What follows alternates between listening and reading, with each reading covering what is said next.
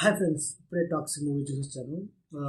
First of all ఈ సినిమాకి toxic అంటే టార్చర్ అని పేరు పెట్టుంటే ఇంకా బాగుండేది. వాడి శాడిజం భరించలేకపోతున్నాం బ్రో. డబుల్ పేమెంట్ ఇస్తానని ఆపేయమని చెప్పండి. ఎందుకంటే నాకు అంత టార్చర్ అనిపించింది అనమాట.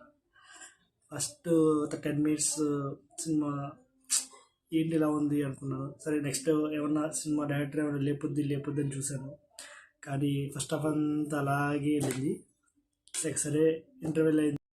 ఇట్టాడు కదా అవుద్దని అన్నిసార్లు అడిగారు, ఎక్కడికి వెళ్తున్నావు అని. మీకు అసలు ఏం రైట్స్ ఉన్నాయండి మమ్మల్ని ఇంటికి తీసుకొచ్చి చంపడానికి?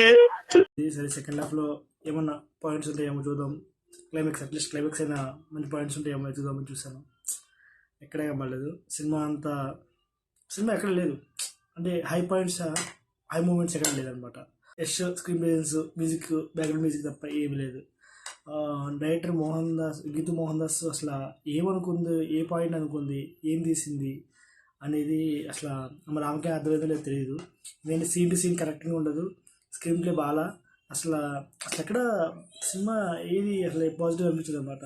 ఇంకోటి ఏంటంటే మైనస్ ఏంటంటే ఈ సినిమా ఎలా ఉంటుందంటే ఏదో హాలీవుడ్ మూవీని తెలుగులో డబ్ చేస్తే ఎట్లా ఉంటుందో అట్లా ఉందన్నమాట.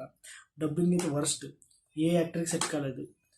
యష్ డబ్బింగ్ అయితే సేమ్ కేజీఎఫ్లో డబ్బింగ్ ఎలా చెప్తాడో అలా ఉందన్నమాట. సో సో నాకు తెలిసి మన తెలుగు ఆడియన్స్కి అయితే ఎక్కడ తీసిందో. నా ఒపీనియన్ అంటే సినిమాలో ఏమీ లేదు.